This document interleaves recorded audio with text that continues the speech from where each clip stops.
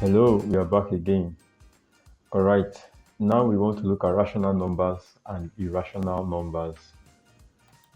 What do we have here? Rational numbers and irrational numbers.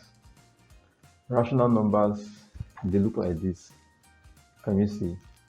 Rational numbers are always mostly in a mostly in a fraction form, like this, all right? And one thing we say that in rational numbers, you can see that the m has to be an integer and the n as well has to be an integer. Okay, now these are some examples of numbers that we want to consider. We want to find out if they are rational numbers. Most of the times, many a times, rational numbers are always in fractions, all right? They're always in fraction, all right? Then also is that something else we observe about rational numbers is that rational numbers, they will always what? They will always repeat. If they don't repeat, they will always what? End. It's either it repeats or it ends. So let me give you a very good example. A very good example here. I'll bring out my calculator. Now, let us look at the number 24/3. 24/3 gives us what? 24 divided by 3, alright, gives us what? 8. This is a rational number. So 24/3 is a rational number because you can see that it ended. Alright. What about 11/2? 11 divided by 2, we have 5.5. This is also a rational number because what? It ended, right? It stopped, it's not continuing, it's not going further. The number is, it's not running to the end of the world. It's just a very short number there. Okay, what about 15/3? Let's check that. That is 5. You can see the number ended. Alright, what of 8/1? 8. Simple. Okay, so we say that they are mostly fractions and their decimals always what? Repeat. If it does not repeat, it will what? It will end.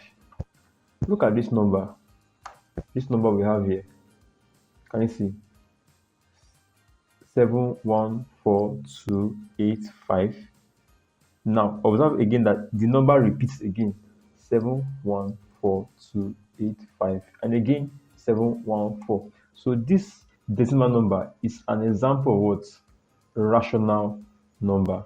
So this is a rational number. Do you understand? Now, rational numbers always what? Appear as m/n. They always appear as a fraction, and their decimal will always repeat. If it does not repeat, it will what? It will end. Okay, let's check for okay, let's look at another example here. It's a textbook. Now look at, we have an example. 11/3. 11 divided by 3. Let's check it out. Let's see what it gives us. 11 divided by 3. We have 3.66666666. Now you can see that the number is running to the ends of the world, and this number is what? Repeating. Because this number is repeating, it makes it a what? A rational number. All right. What about this square root of what? 11? Can you see this here?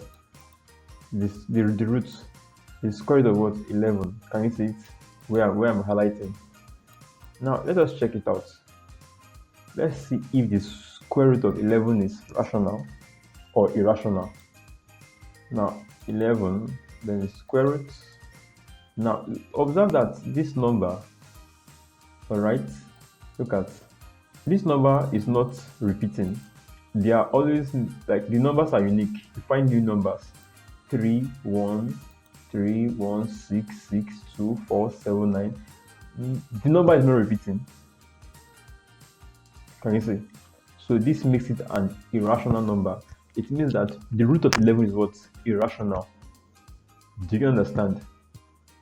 Okay, let's look into our notes. Now going to irrational numbers. Now in irrational numbers, you cannot really express them properly as m over n. Like when you write them in this form, they don't really come out like rational numbers. But to get it better, look at, you can see the root of 11 is what? 3, 3, 1, 6, 6, 2, 4, 7, 9, 0, 3, 3, 5, 4. The numbers are what? The numbers are not repeating. Can you see? The numbers are just like new set of numbers. Each time you count them. That means that the root of 11 is not what? It's not rational. So the square root of 11 is what? Is what? Irrational. Do you understand?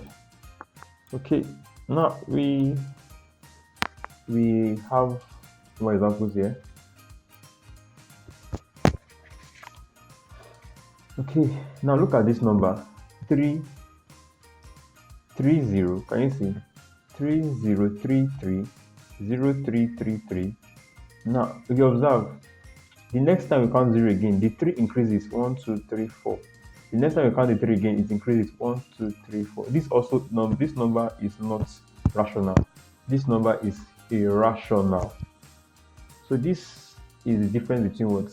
A rational number and an irrational number. The difference is that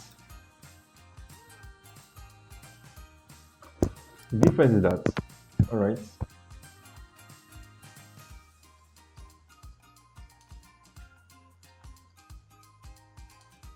The difference rather is that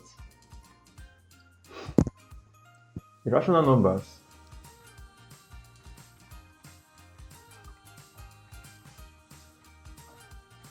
are always mostly in fraction, and also is that rational numbers what? Repeat or ends. Do you understand? All right. So if you